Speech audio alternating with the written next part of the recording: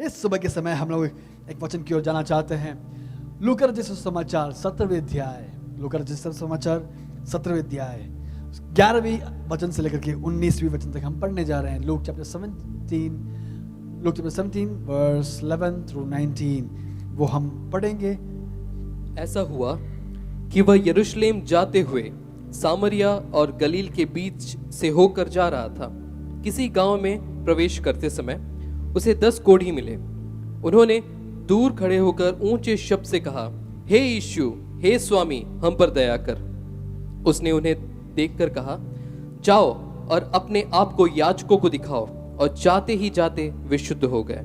तब उनमें से एक यह देखकर कि मैं चंगा हो गया हूं, ऊंचे शब्द से परमेश्वर की बढ़ाई करता हुआ लौटा और यीशु के पांव पर मुंह के बल गिरकर उसका धन्यवाद करने लगा। और वह सामरी था।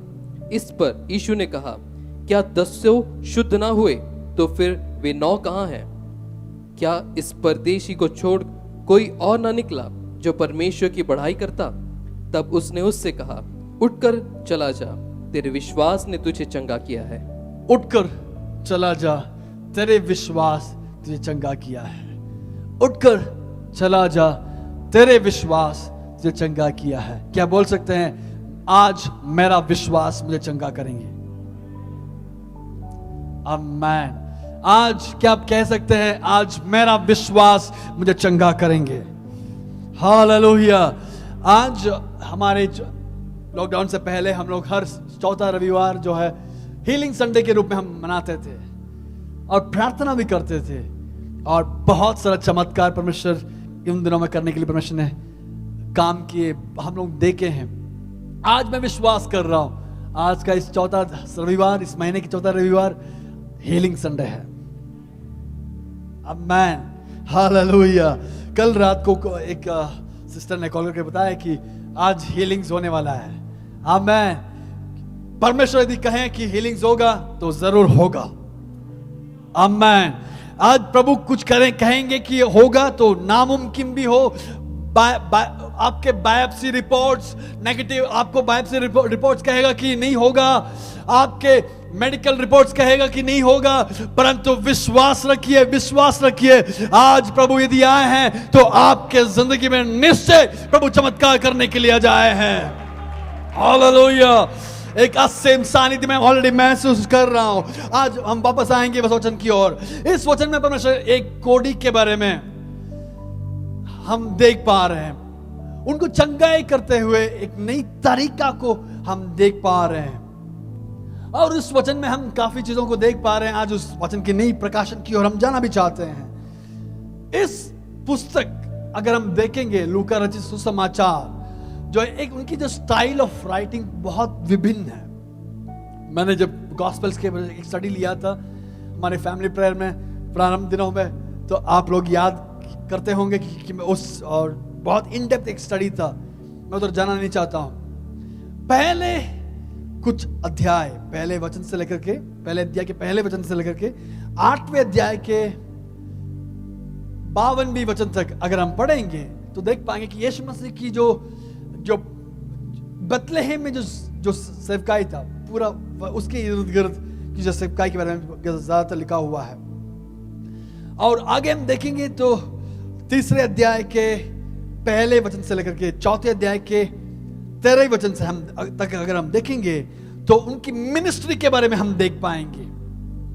दूसरा, उसके बाद हम देख पाएंगे कि मिनिस्ट्री बेसिकली गलील के पिछले फास्टिंग पीरियड में हम लोग देखे थे, गलील के आसपास जो सेवकाई था वो हम देख पा रहे हैं। 4 अध्याय से 14वें वचन से लेकर के 9वें अध्याय के 60वें वचन तक हम देखेंगे तो गलील में जो जिस तरीके की सेवकाई वो कर रहे थे, वो बहुत सारा चीजों को, सेवकाई की बहुत बड़ी विवरण हम देख पा रहे हैं। प्रारंभ दिनों की मिनिस्ट्री 4 अध्याय तक, प्रारंभ दिनों की जो जिंदगी है वो 4 अध्याय के 14वें वचन तक हम देख पाएंगे।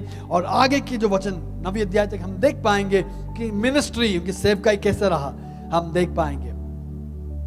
9वें अध्याय के 91वें वचन से लेकर के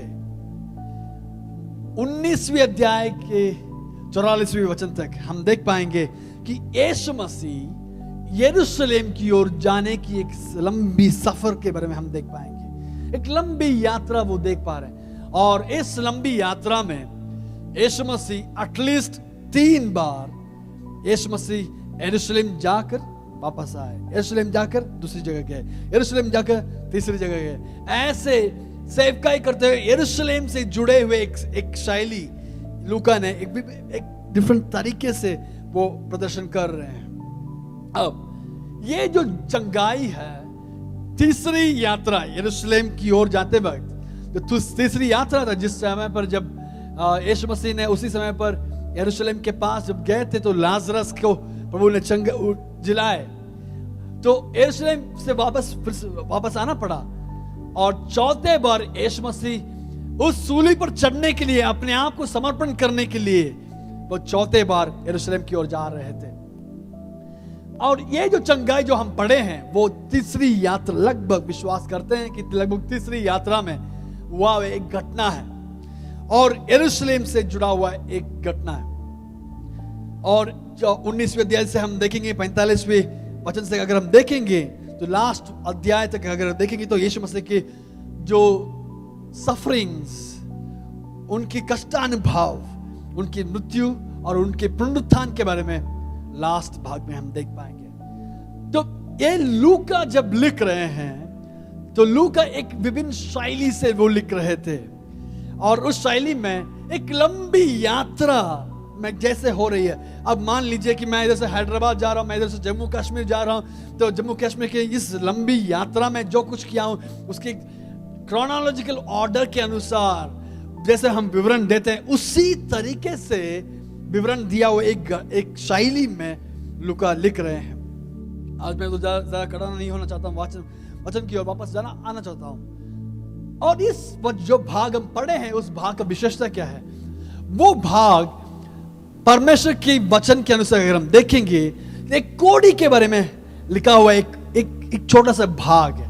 वो कोड़ी कौन है?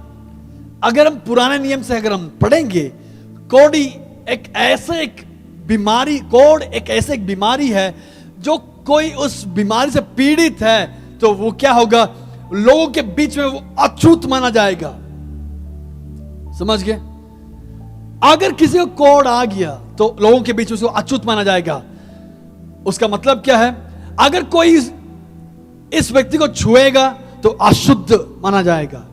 यदि इस व्यक्ति किसी को छुएगा तो अशुद्ध माना जाएगा। कारण क्या है? यह एक ऐसी बीमारी है जो फैलता है, एक ऐसी बीमारी है, एक कम्युनिकेबल डिसीज होने के कारण, एक बैक्टीरिया के कारण होने के कारण वो फैलता है। अब कोरोना वायरस, अब हम अगर इस वचन को आज की इस स्थिति पर अगर हम पढ़ेंगे तो हमको काफी हद तक हम समझ पाएंगे। तो क्या था? एक बीमारी ऐसे था कि अभी फैलता है, जैसे कोरोना वायरस फैलता है। अगर किसी को कोरोना हो गया तो बंद कमरे में रहना है 14 दिन। तो ऐसे एक बीमारी था इस लेप्रोसी या कोढ़। अब एक कोढ़ आ गया तो उसको पुराने दिनों में इसको इलाज नहीं था, इसलिए क्या करते थे, शहर के बाहर उसको जाना पड़ता था। जब तक वो चंगाई नहीं होगा या जब तक वो जो बीमार, जो रोगी, जो मरीज वो मर नहीं जाएगा, तब तक वो वापस अपने शहर में नहीं आ पाएगा। अगर मरेगा तो उसको लाश को दफनाया जाएगा। परंतु कोढ़ चंगाई ना होने तक उसको वापस अंदर आने के लिए प्रवेश अनुमति नहीं है।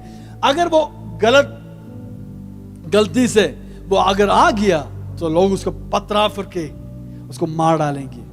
तो ऐसे एक बीमारी था। इस बीमारी, अगर हम बीमारी के बारे में पढ़ेंगे तो एक हैंसेन्स डिसीज उसको कहलाते हैं। माइकोबैक्टीरियम लैप्रे नाम का एक बैक्टीरिया से फैलने वाली एक बीमारी है। ये बीमारी क्या होती है?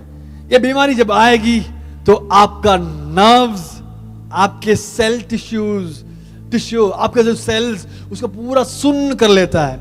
अगर मैं छूऊंगा, कहीं लगेगा तो मुझे दर्द नहीं लगता, सेंसेशन नहीं होती है मुझे। अगर कहीं ठोकर खाएगा भी, अगर नॉर्मल व्यक्ति हो तो उसको दर्द लगेगा, पर अगर किसी को कोढ़ हो गया उस पूरे जगह सुन्न हो जाएगा। एनेस्थेसिया देते हैं उसी तरीके से ही उस व्यक्ति का उस एरिया सुन्न हो जाता था। इतना तक कि अगर वो शरीर में फैल जाएगा तो उसका आईब्रो से लेकर के उसके सारे वॉइस तक वो बिगड़ जाएगा, पूरी तरह से नाश हो जाएगा। मैं उसको ज्यादा खड़ा नहीं होना चाहता हूं। तो ऐसे एक बीमारी है इस व्यक्ति। अगर ऐसे माना जाता है कि अगर ये बीमारी आ गया तो उंगलियां कट के नीचे गिरेगा या कहीं ठोकर खाएगा तो लहू तो बहेगा, परंतु इस व्यक्ति को समझ में नहीं आएगा। इतना तक कि मैंने सुना हो कि रात के समय सोते वक्त, पुराने जमाने में गांव में सोते वक्त वो लोग बाहर सोते थे तो चूहा आकर काट के जाएगा, परंतु यह व्यक्ति पहचान नहीं पाएगा। जब सवेरे उठेगा तो उसको उंगली नहीं रहेगा, क्योंकि दर्द उसको महसूस करने की क्षमता उसके अंदर से नष्ट हो जाता था। बीमारी वो फैलने वाली बीमारी है। अब पुराना नियम में इस बीमारी को पाप से तुलना करके हम सीखते हैं, या हम लोग यदि हम इस बीमारी को पढ़ते हैं, इस बीमारी को पाप से हम लोग मिला के पढ़ते हैं। इसलिए हम बोलते हैं कि यदि कोई पवित्र जीना है, पापियों की रास्ते से आप हटकर आप अपनी जिंदगी बिताना जरूरी है। पाप की राहों से हटकर अपनी जिंदगी बिताना जरूरी है। क्यों? अगर पापियों के साथ, दारू पीने वालों के साथ अपने जिंदगी गुजारेंगे तो क्या होगा? एक दिन अनजाने आप भी दारू की बोतल उठाने का एक मौका आ जाएगा, नौबत आ जाएगा। नहीं, तो हम इसलिए बोलते हैं कि यदि एक व्यक्ति पवित्र जिंदगी जीना है तो उस पाप की राहों से, पापियों की संगति से अब हटकर रहना बहुत जरूरी है। कारण क्या है? जैसे एक कोड है उसी तरह पाप भी फैलता है, पाप की आदतें वो भी फैलता है। इसलिए आजकल के स्कूल में भी बच्चे लोग गए कि माता पिता बोलेंगे कि मेरे बच्चे लोग इतना शानदार ईमानदार बच्चे हैं, परंतु स्कूल में जाएंगे तो उनकी संगति के कारण बच्चे लोग बिगड़ जाएंगे, इतने बिगड़ जाएंगे कि अब पूछो मत, आप गंदे गंदे कामों में भी फंस जाएंगे। कारण क्या है? फैलने वाली एक बीमारी है पाप। आज मैं उसी एक शैली में आज जाना चाहता हूं। आज मेरे इस संदेश की टॉपिक यही है, 10 कोड़ी, 10 lepers, sin, sickness and salvation। पाप, बीमार और उद्धार। ऐसे एक टॉपिक में आज मैं जाना चाहता हूं। ये टॉपिक सुनेंगे तो आपको इस पूरे संदेश का एक टाइमलाइन आपको समझ में आ जाएगा। तो आगे हम बढ़ेंगे तो ये जो बीमारी इधर हम देख पाएंगे कि उसके 11 वचन, ऐसे हुआ कि वह यरूशलेम जाते हुए सामरिया से और गलील के बीच से होकर जा रहा था। कौन? यीशु मसीह। यीशु मसीह यरूशलेम की ओर जा रहे हैं। और कैसे जा रहे हैं? सामरिया और गलील से होकर के यरूशलेम की ओर जा रहे थे। किसी गांव में प्रवेश करते समय उसे 10 कोड़ी मिले। किसी गांव में प्रवेश करते समय 10 कोड़ी मिले और उन्होंने दूर खड़े होकर ऊंचे शब्द से कहा, हे यीशु, हे स्वामी, हम पर दया कर। हे यीशु, हे मेरे स्वामी, हम पर दया कर। यीशु मसीह एक लंबी सफर की ओर जा रहे थे और सफर कर रहे थे। तब एक गांव में प्रवेश करते वक्त, गांव के बाहर हो सकता है, तो 10 कोड़ी एक साथ होकर यीशु मसीह के पास आए और कहने लगे, हे यीशु, हे स्वामी, हम पर दया कर। कैसे पुकार रहे हैं? कोड़े होकर ऊंचे शब्द से कह रहे हैं, ऊंचे शब्द से कह रहे हैं। अब ध्यान से सुनिए, मैंने कहा था अगर लेप्रेसी कोड आ जाएगा तो कभी कभी वॉइस बॉक्स आपका बिगड़ जाएगा। तो मान लीजिए अगर इन व्यक्तियों का वॉइस बॉक्स चला गया, अगर ऊंचे शब्द से पुकारे हे यीशु, उनकी आवाज हे यीशु, ऐसी आवाज धीमी आवाज से होकर आने वाली आवाज हो सकता था। वे लोग पूरे सख्त कस के वो बुला रहे हैं, पूरे ऊंचे शब्द से वो बुला रहे हैं, हे यीशु, हे स्वामी, हम पर दया कर। कारण क्या है? ये लोग कोड के कारण अब इनको अपने प्यार परिजनों से दूर होना पड़ा। ये लोग अपनी बीमारी के कारण अपने रिश्तेदारों से, अपने परिवार से अलग हुआ, जो वे कभी नहीं चाहते हैं, कभी नहीं चाहते हैं। अगर बीमारी यह आ गया, अगर उनका रीति रिवाज के अनुसार शहर की बाहर जाना चाहते थे या जाना पड़ता था। कारण क्या है? उनकी रीति रिवाज ऐसी थी। अब एक कोड ऐसे बीमारी है कि वो लोग अब ऐसी नौबत है कि शहर के बाहर जहां पे वो नहीं जाना चाहते थे, अगर हम कहेंगे तो शहर के बाहर वेस्ट डंप किया जाता है, वेस्ट को डंप किया जाता है, मलिनता को डंप किया जाता है। अगर ऐसे हैं तो उससे की तुलना में अगर हम सीखेंगे, भाई ये बीमारी आ गया, आप भी वेस्ट है, चलो बाहर। इनके अंदर की दर्द आप समझिए, इन व्यक्तियों के अंदर जो त्यागा गया हुआ अनुभव, जो अवस्था है वो समझिए, उनकी मानसिक अवस्था आप समझिए, कितना बुरी अवस्था है। वे लोग समाज से तिरस्कृत है, कोई शादी नहीं है, कोई त्योहार नहीं है उन लोगों के लिए, कोई एक फेस्टिवल उनके लिए नहीं है, क्योंकि वे अलग हो गए। परंतु वो चाहते थे, प्रभु किसी ना किसी तरीके से हमें इसमें से बाहर आना है। आज मेरे संदेश सुनने वाला कोई है तो मैं आपसे बोलना चाहता हूं, अगर आप बीमार हो सकते हैं या कोई पाप में फंसे हुए होंगे, मैं आपसे बोलना चाहता हूं, यदि आप यीशु मसीह के पास आकर के कहेंगे कि हे यीशु, हे स्वामी, हम पर दया कर, ऐसे अगर हम पुकार कर प्रार्थना करने के लिए तैयार होंगे, तो विश्वास रखिए आपके लाइफ पे प्रभु एक बड़ी चमत्कार करने के लिए प्रभु से ऐसा होगा। वो कह रहे हे यीशु, ऊंचे आवाज से वो पुकार रहे हैं, हे यीशु, हे स्वामी, हम पर दया कर, हम पर दया कर। हमें दया करने के लिए कोई नहीं है, कोई डॉक्टर नहीं है, ये एक ऐसी बीमारी है, इसकी इलाज नहीं होगी। परंतु प्रभु हम जानते हैं इस दुनिया में कोई इसकी इलाज नहीं है, परंतु इलाज करने वाला परमेश्वर आप होने के कारण प्रभु आपके पास हम दौड़ कर आ रहे हैं और हम प्रार्थना कर रहे हैं, प्रभु हम पर दया कर, हम पर दया कर। हमें दया करने के लिए कोई डॉक्टर्स नहीं है, कोई परिवार वाले नहीं है, परंतु हम जानते हैं यदि आप हमारे पर दया करेंगे, यदि आप हमारे पर तरस खाएंगे, तो निश्चय हम आजाद होंगे। अब निश्चय हम आजाद होंगे, निश्चय हम आजाद होंगे, निश्चय हम आजाद होंगे। कारण क्या है?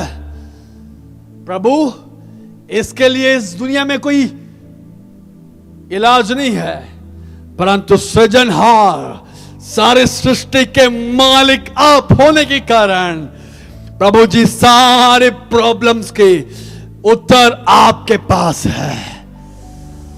हर तरह के मामलों की, हर तरह की समस्याओं की हल आप में निक्षिप्त है प्रभु, वो हम जानते हैं। इसलिए 10 कोड़े वो एक साथ होकर वो आ रहे हैं। बीमारी तो ऐसी है, अलग रहना है, परंतु शहर के बाहर जाएंगे तो वो लोग एक संगति है, एक फेलोशिप है।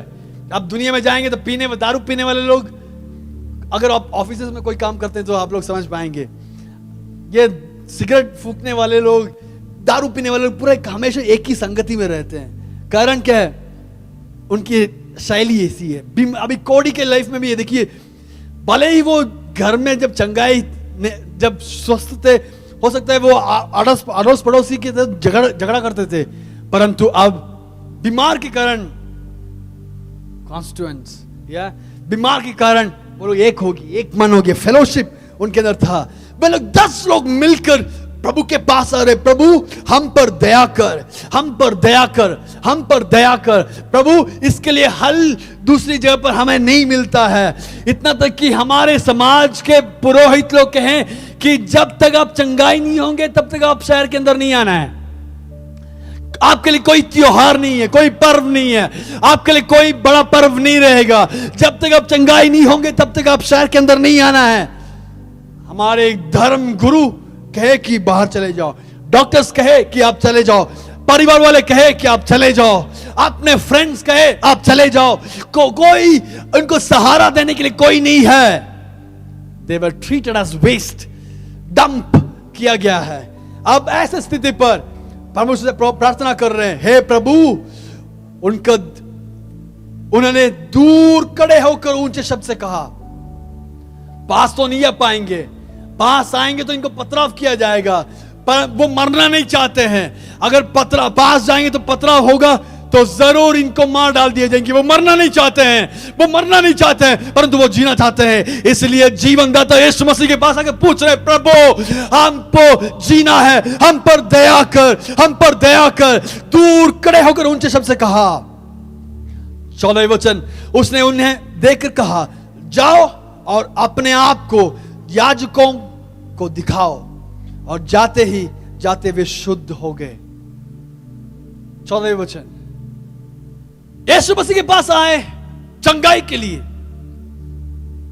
हो सकता है इनके बीमार के कारण इनका पैर कट गया होगा, इनके बीमार के कारण इनके उंगलियां नहीं होगी,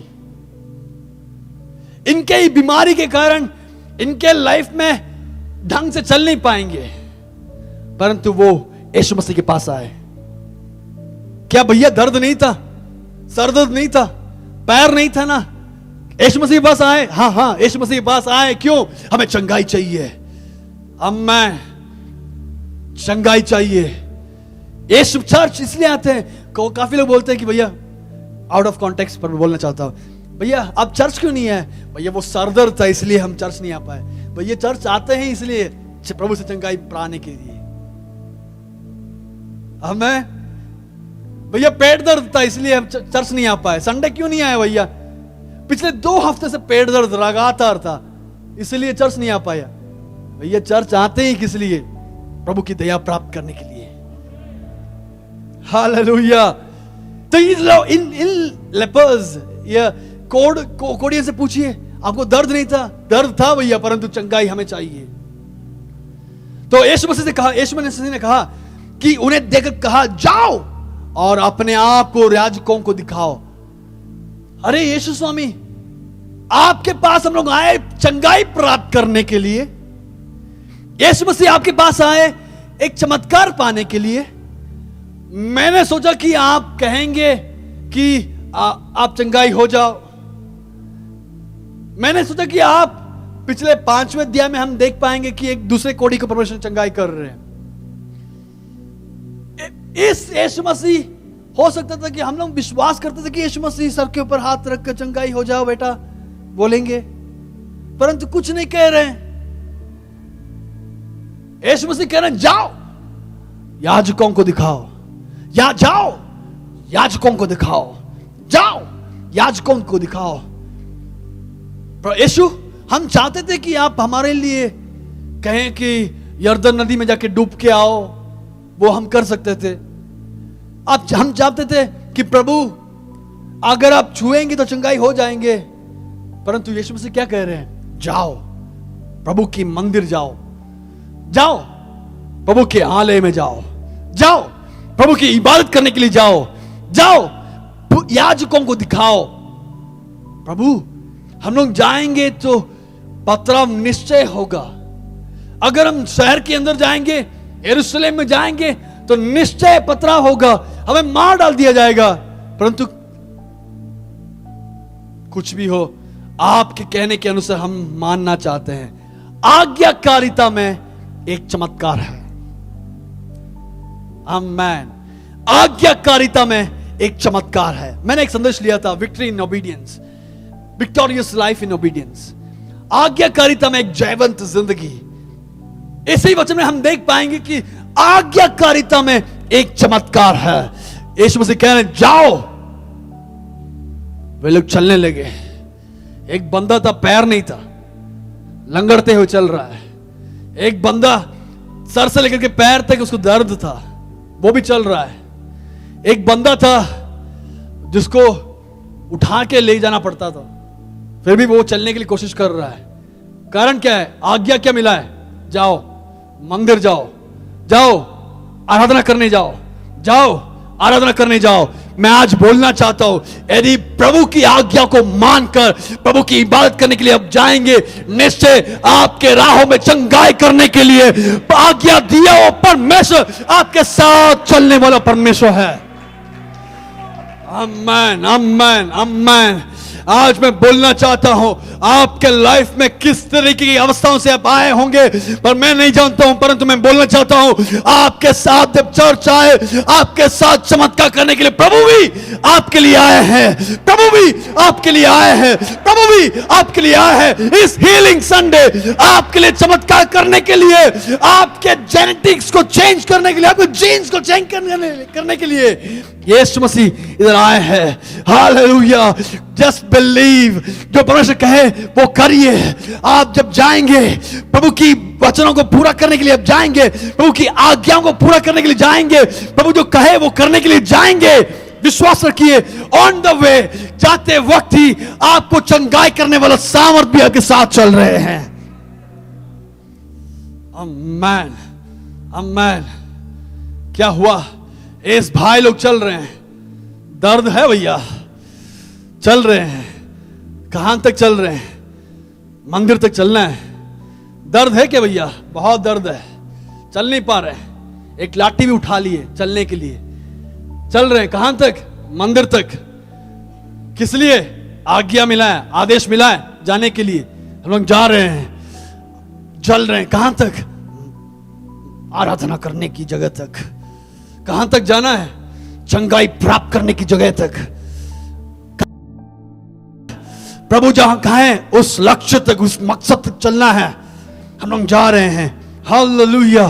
प्रभु घर में थोड़ा वो खाना पकाने के लिए हम लोग रखे थे, वो पूरा होने के बाद जाएंगे। कभी नहीं कहा प्रभु हमारे बिस्तर बोरी पूरा उधर पड़ा हुआ है, वो भी लेके चलेंगे ना, नहीं कहा है। बस प्रभु की आदेश मिला, तुरंत आप निकलिए, तुरंत आप निकलिए। 12 बजे से पहले जितने लोग आए मैं उनके लिए धन्यवाद देना चाहता हूं।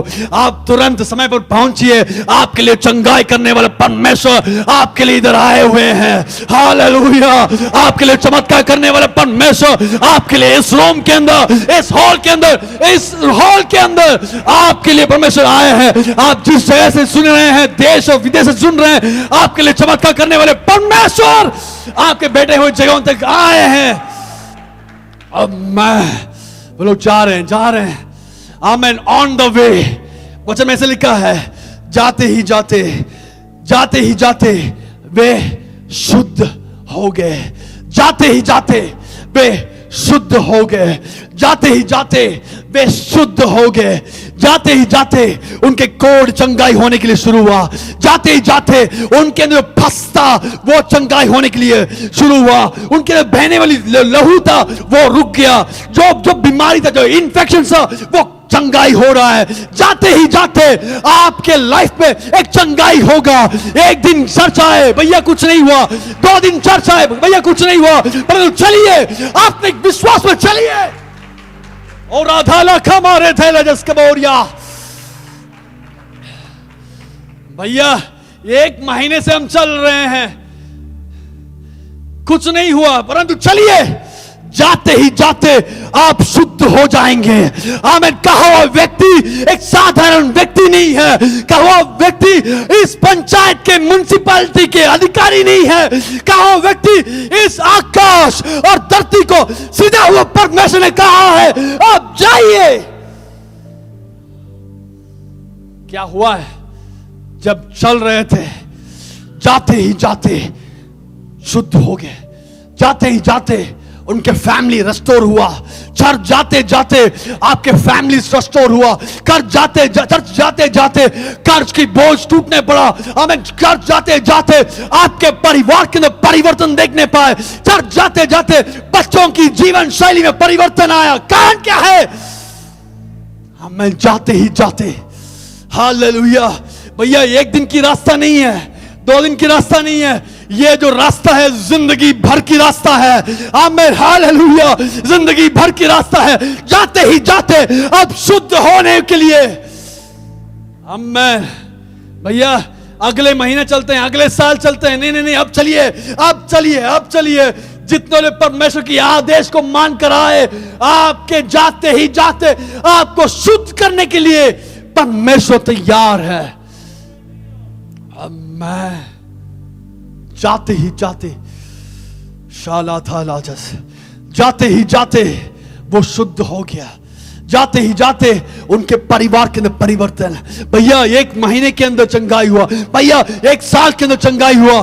पहले दिन आए कुछ नहीं हुआ, 2 दिन आए कुछ नहीं हुआ, 2-3 रविवार आए कुछ नहीं हुआ, 1 महीना आगे कुछ नहीं हुआ। परंतु चलिए, आप जब चलते रहेंगे इस लंबी सफर में, जब चलते रहेंगे, आपके लिए चमत्कार करने के लिए परमेश्वर भी।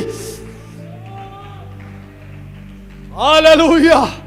आई सेंस आज मैं देख रहा हूं, आज मैं अनुभव कर रहा हूं कि आज परमेश्वर आपके लिए चमत्कार करने के लिए इधर हमें मौजूद है, इधर आ गए हैं, उपस्थित है। आज आपके लाइफ के अंदर, आपके जीवन के अंदर परमेश्वर चमत्कार करने के लिए आज आए हैं। हालेलुया। क्या हुआ? जाते ही जाते वे शुद्ध हो गए। तब उनमें से एक यह देखकर मैं चंगा हो गया हूं, ऊंचे शब्द से परमेश्वर की बड़ाई करता हुआ लौटा। अरे क्या हुआ था? 14वें वचन में हम देख पाएंगे 2 वर्ड्स में जैसे उठाना चाहता हूं। 14वें वचन में जाते ही जाते शुद्ध हो गया। अब मैं 15वें वचन में क्या लिखा है? उनमें से एक यह देखकर कि मैं चंगा हो गया। जाते जाते मेरी लहू रुक गया। जाते ही जाते मेरे लाइफ के अंदर जो शरीर के जो फस था, जो इन्फेक्शन था, वो चंगा हो गया, शुद्ध हो गया। जाते ही जाते मेरे मन के अंदर परिवर्तन हुआ। जाते ही जाते मेरी जो बुरी सोच विचार था वो शुद्ध हो गया। जाते ही जाते जो बुरी तरीके से जो समझ है वो निकल गया। जाते ही जाते मेरे अंदर शुद्धता, पवित्रता आ गया। और दूसरा हम देख पाएंगे परमेश्वर ने उनको चंगा किया। भैया इन दोनों वचनों के अंतर क्या है? जिसका उंगली कट गया था वो अब बढ़ रहा है। अब मैं जिसका पैर कट गया था वो अब बढ़ रहा है। अब मैं जिसका इंटरनल ऑर्गन्स चला गया था वो बढ़ रहा है। जिसका वॉइस बॉक्स चला गया था वो बढ़ रहा है, वो बढ़ रहा है, वो चंगाई हो रहा है, वो चंगाई हो रहा है। जिसका आंतरिक शक्ति, आंतरिक अवयव के अंदर चंगाई जरूरत है, उस आंतरिक अवयवों के अंदर, ऑर्गन्स के अंदर चंगाई हो रहा है। हमें प्रभु के पास चलिए, प्रभु के साथ चलिए, आपके लाइफ में चंगाई करने के लिए। अब मैं कोई कहेंगे विदाउट मेडिकल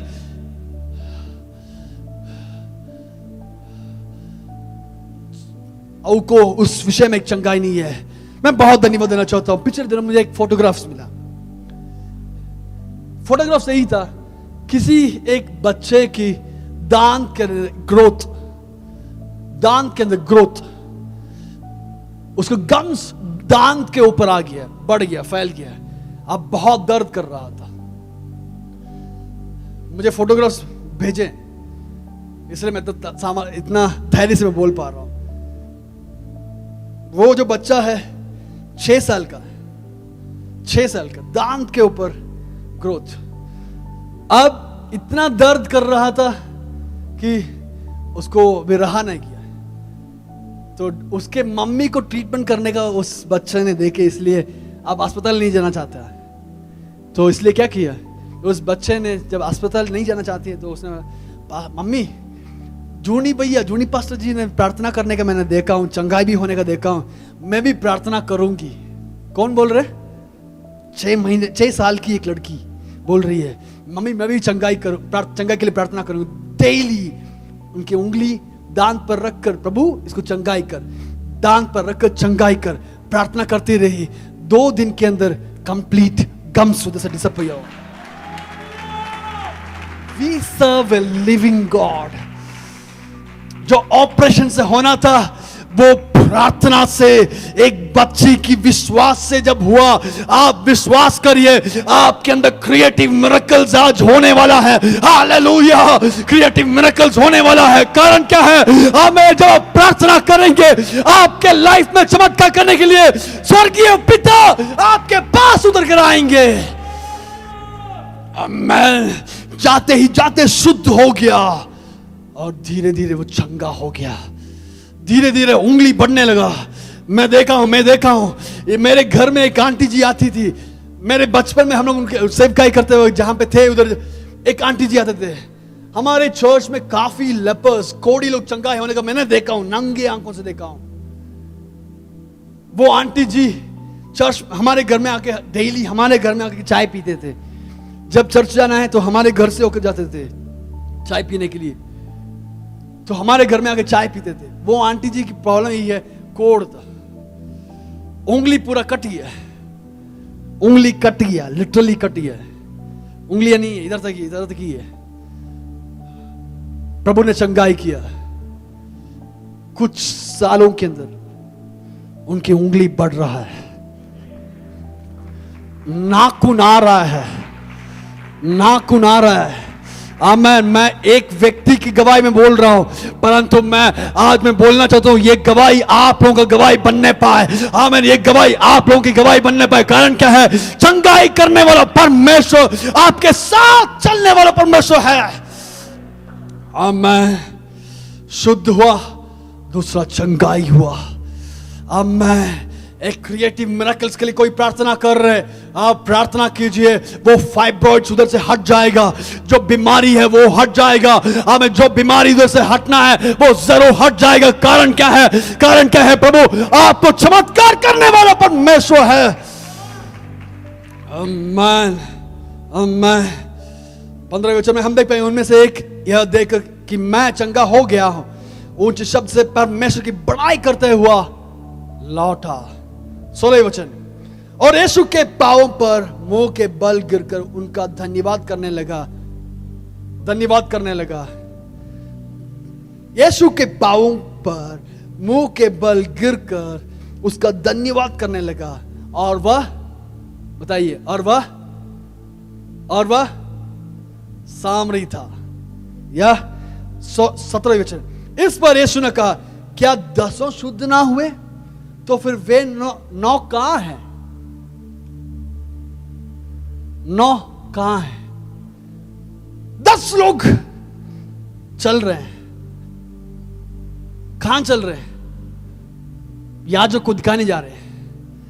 10 लोग चल रहे हैं। कहां जा रहे हैं? याजक के पास जा रहे हैं। याजक, पुराने नियम में उनकी आज्ञा था कि अगर आप चंगाई होगी तो याजकों से परीक्षा करवा लेना, और याजक जब परीक्षा करेगा तो आप पूरी चंगाई होगे तो याजक कहेगा कि आपके लिए एक भेंट चढ़ाएंगे। उसके बाद वो भेंट चढ़ाने के बाद आपको चंगाई घोषणा करेंगे। We declare you cleansed।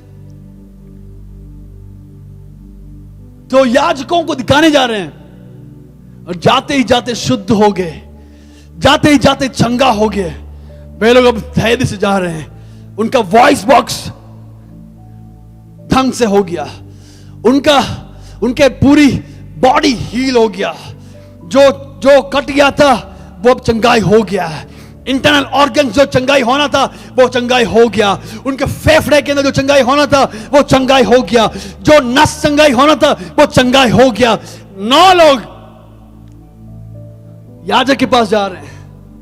9 लोग याजक के पास जा रहे हैं, परंतु एक बंदा जो सामरी था वो यीशु के पास आया। जब 9 लोग चंगाई हुआ, एक बंदा यीशु के पास लौट कर आराधना करने जा रहे हैं। इधर से ध्यान से सुनिए। इस पर यीशु ने कहा, क्या 10 शुद्ध ना हुए? यह बंदा शांत रहा। पहला प्रश्न था, क्या 10 शुद्ध ना हुए? यह बंदा शांत खड़ा रहा। क्या उत्तर देना है? दूसरा प्रश्न, तो फिर वे 9 कहां हैं? इस पर भी वो शांत रहा। क्या इस परदेशी को छोड़ कोई और ना निकला जो परमेश्वर की बड़ाई करता? 19वें वचन, तब उसने उससे कहा, उठकर चला जा, तेरे विश्वास ने तुझे चंगा किया है। अब ध्यान से सुनिए। 10 लोग याजक से मुलाकात करने के लिए जा रहे हैं। 10 लोग याजक से मिलने जा रहे हैं। हो सकता है वो यहूदी है, हो सकता है वो सामरी हो। 10 लोग जा रहे हैं कहां? याजक से मिलने के लिए। याजक परीक्षा करेगा। जब याजक परीक्षा करेगा तो वो चंगाई हो गया तो उसके लिए बेन चढ़ाएंगे, और बेन चढ़ाने के बाद उसको घोषणा करेंगे कि ये चंगाई हो गया, अब समाज में रह सकते हैं, सबसे मिलजुल के रह सकते हैं। 9 लोग चंगाई प्राप्त किए, शुद्ध हो गए, चंगाई प्राप्त किए, याजक की ओर जा रहे हैं, परंतु एक बंदा वापस लौट कर आया। क्यों? वो महायाजक के पास आ रहे थे। 9 लोग याजक के पास जा रहे हैं, परंतु एक बंदा महायाजक के पास आ रहे हैं। दूसरा, अगर ये व्यक्ति यीशु मसीह के, अगर ये व्यक्ति यरूशलेम की मंदिर में जाना है, ये व्यक्ति कौन है? सामरी है। सामरियों के लिए मुख्य तौर से एक मंदिर है। वो मंदिर कौन सा है? उनके माउंट गेरिज़िम। मैंने जब यूहन्ना से समाचार दूसरे अध्याय की जो बाइबल क्लास फैमिली प्रेयर में लिया था, तब आप सुने होंगे कि माउंट गेरिज़िम जो पर्वत पर जो उनकी मंदिर था, उधर उस मंदिर में उनकी मंदिर है, सामरियों की मंदिर है, वो जाते थे। परंतु आप इनकी आज्ञा कहां? याजक के पास। सब लोग, मैं विश्वास कर रहा हूं कि यरूशलेम की ओर जा रहे हैं। यरूशलेम की ओर जाना है तो यह सामरी है, यह अन्य जाति का है। उन लोगों के लिए वो अंदर की ओर प्रवेश करने के लिए नहीं होगा। तो क्या हुआ? उनके लिए एक विशेष एक जगह है। पहला जगह है एलोगेनेस, यानी फॉरेनर्स, एलियंस, परदेशियों के लिए बनाया गया एक जगह था। उसके बाद कोर्टयार्ड, उसके बाद आंगन, उसके वो आंगन में यहूदी लोग प्रवेश कर सकते थे। आप ये सोचा, अगर मैं जाऊंगा भी, मुझे अति पवित्र स्थान में प्रवेश करने के लिए मुझे अनुमति नहीं है। पवित्र स्थान में प्रवेश करने के लिए मुझे अनुमति नहीं है, ना आंगन में प्रवेश करने के लिए मुझे अनुमति नहीं है, मुझे प्रभु से मिलने के लिए मुझसे अनुमति नहीं है। परंतु मैं क्या करूंगा? मुझे छुड़ाए वो परमेश्वर, इस धरती और आकाश की रचने वाला परमेश्वर, आमीन, उनसे मुलाकात करने के लिए मैं वापस जाऊंगा।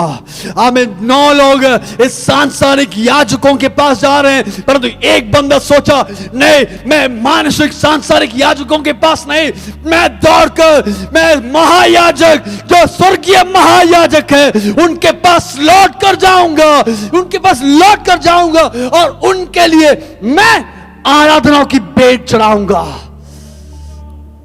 मैं भेंट चढ़ाना है भैया, इस महायाजक के पास क्या चढ़ा पाऊंगा? मैं उनके पास स्तुतियों की अधरों से जो निकलने वाले भेंट में चढ़ाऊंगा। वो यीशु मसीह के पास दौड़कर जाकर मुंह के बल गिरकर आवाज उठाते हुए उनकी धन्यवाद करने लगा। अब क्या कारण है? वो याजक नहीं, वो महायाजक है। आमीन। 19वें वचन, इस वचन को पढ़ के मैं आगे बढ़ना चाहता हूं। तब उसने उससे कहा, उठकर चला जा, तेरे विश्वास ने तुझे चंगा किया है। उसने उसे कहा, तेरे विश्वास ने तुझे चंगा किया है। इसी वचन मैं इंग्लिश में किंग जेम्स वर्जन में पढ़ना चाहता हूं। Arise, go thy way, thy faith hath made thee whole. Yes. आपका विश्वास आपको संपूर्ण किया है। आपका विश्वास आपको संपूर्ण किया है। क्या था वो संपूर्णता? याजकों के पास जाएंगे, याजक लोग कहेंगे, भैया आप शुद्ध हो गए, आप चले जाओ। उनको शुद्ध करने के लिए उनके लिए ताकत नहीं है। याजकों के पास जाएंगे तो वो बलि चढ़ाएंगे, कोई कबूतर कोई चढ़ाना पड़ता है, तब वे शुद्ध हो जाएंगे। परंतु उसके बिना याजकों के पास शुद्ध करने की तरीका नहीं है। परंतु इस बंदा किसके पास आया? वो महायाजक के पास आया। वो महायाजक की विशेषता है, वही इस दुनिया के पाप को लेने वाले मेमना बनकर इस धरती पर आया। वही बलि की पशु बनकर इस धरती पर आया, वही हमारे लिए श्रेष्ठ बलिदान होने के लिए यीशु मसीह इस धरती पर आए। जो कोई इसके पास जाएंगे आपके पाप की क्षमा करने के लिए यीशु मसीह से होगा। यीशु मसीह जर हो आपके लिए चमत्कार करने के लिए। यीशु मसीह आपके जिंदगी में एक बड़ी ना केवल चंगाई परंतु आप में एक चंगाई देने के लिए यीशु मसीह से होगा। ये दूसरे 9 लोग याजक, सांसारिक याजक के पास गए, परंतु एक बंदा महायाजक के पास आए जो ना केवल इसकी फिजिकल हीलिंग परंतु एक स्पिरिचुअल हीलिंग देने के लिए भी, उद्धार देने के लिए भी इस महायाजक के पास ताकत है। दूसरा याजक, सांसारिक याजक, उसको बस चंगाई घोषणा कर सकते हैं, परंतु इस महायाजक की विशेषता आपको चंगाई कर सकते हैं। इस महायाजक की विशेषता आपको चंगाई कर सकते हैं, आपके पापों को क्षमा कर सकते हैं, आपके हर तरह के आत्मिक दागों को धोकर आपको पवित्र करने के लिए, आपको संपूर्ण चंगाई करने के लिए। आपसे होगा भैया चंगाई हो गए तो आप चंगाई हो गए, परंतु आत्मिक चंगाई कहां पे है? तो दुनिया में 2 तरीके के झुंड है। जो चंगाई प्राप्त किए उसी रास्ते में चले गए, उसी रास्ते में चले गए। मैं और आप उस झुंड में रहना जरूरी है जो चंगाई प्राप्त किए तो चंगाई दाता के पास लौट कर आए। मैं चंगाई प्राप्त करने के लिए अकेले नहीं, परंतु आपको संपूर्ण चंगाई करने के लिए, आप में पवित्र बनाने के लिए यीशु मसीह के पास लौट कर आइए। उद्धार देने के लिए सामर्थ्य यीशु मसीह के पास लौट कर आइए। आंखों को बंद करें, हम प्रार्थना करना चाहते हैं। क्या आप कह सकते हैं वो कौड़ियों के समान जो 9 लोग याजक के पास चले गए, दुनिया सांसारिक चीजों के पीछे चले गए, परंतु भैया आप उस व्यक्ति के समान रहना जरूरी है जो एक जातीय व्यक्ति होने के बावजूद, जो एक सांसारिक व्यक्ति होने के बावजूद वो यीशु मसीह के पास लौट कर आए। यीशु मसीह कहे बेटा तो उद्धार प्राप्त किए। यदि कोई है जो बोलना चाहते हैं भैया मैं भी इस तरीके की कोड में फंसा हूं, वो एक आत्मिक कोड है, वो एक पाप है। कोई बोल रहे हैं भैया मुझे इसमें से आजाद होना है, मुझे इसमें से आजाद होना है, मुझे इसमें से आजाद होना है, मुझे इसमें से आजाद होना है। यदि आप बोल रहे हैं आप प्रार्थना कीजिए प्रभु मुझे इसमें से आजाद होना है। यदि कोई चंगाई के लिए आए हैं तो आप बताइए प्रभु मुझे इसमें से आजाद होना है। शैतानिक ताकतों से, जादू टोना के बल से मुझे आजाद कीजिए, मुझे विमुक्त कीजिए, मुझे आजाद कीजिए। क्या आप कह सकते हैं प्रभु मुझे आजाद कीजिए, मुझे आजाद कीजिए। यीशु हे स्वामी मुझ पर दया कर। ओ शामाना खड़ा दरादा जाते ही जाते आमेन आपके परिवार के अंदर छुटकारा आ जाएगा। जाते ही जाते आपके पति चंगाई प्राप्त करेंगे, जाते ही जाते वो लीवर चंगाई हो जाएगा, जाते ही जाते बुरी आदतों से छूट मिल जाएगी। आमेन। जाते ही जाते आपके बच्चों की पढ़ाई में चमत्कार देख पाएंगे, जाते ही जाते आपके परिवार के अंदर रेस्टोरेशन। उशामाना खड़ा दरा खमाउरियातस। क्या बोल सकते हैं प्रभु मुझे आप आजाद कीजिए, मुझे आप आजाद कीजिए। Lord I run to you. प्रभु मैं आपके पास दौड़ कर आ रहा हूं, मैं आपके पास दौड़ कर आ रहा हूं, मुझे आजाद कीजिए। क्या बोल सकते हैं? यदि कोई है जो बोलना चाहते हैं प्रभु मुझे इस यीशु मसीह जरूरत है, मुझे इस यीशु मसीह जरूरत है, मुझे इस यीशु मसीह जरूरत है, मैं यीशु मसीह के पीछे चलना चाहता हूं, मैं इस यीशु मसीह को ग्रहण करना चाहता हूं।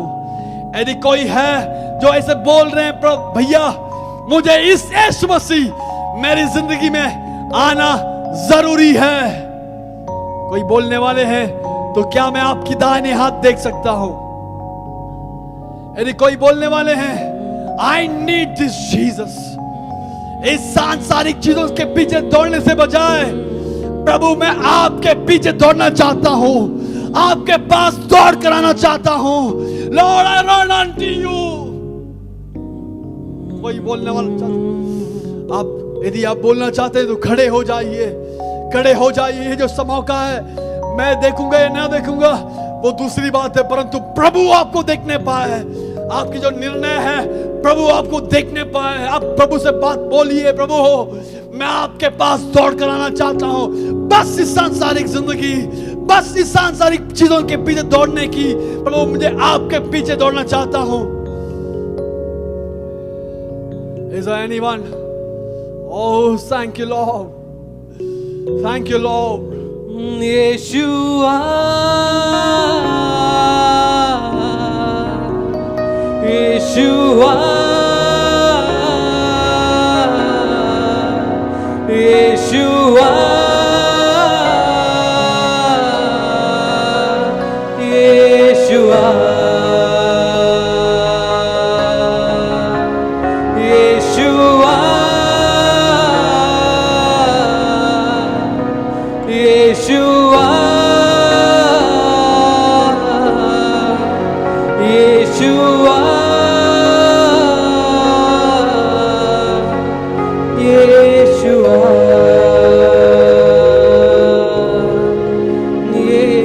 Yeshua। यदि आप बोल रहे हैं प्रभु आपके पास हम दौड़ कर आना चाहते हैं, आप कहिए, आप कहिए, आप कहिए मैं प्रार्थना करना चाहता हूं। जो बोल रहे हैं प्रभु मैं आपके पास दौड़ कर आना चाहता हूं, मुंह के बल गिर के प्रभु आपकी बात करना चाहता हूं। पशुओं की, पक्षियों की पेट चढ़ाने से अच्छा प्रभु टूटे हुए मन के साथ प्रभु आपके पास दौड़ कर आ रहा हूं। मेल बलि से बेहतर टूटे मन की बलि मैं चढ़ाना चाहता हूं। प्रभु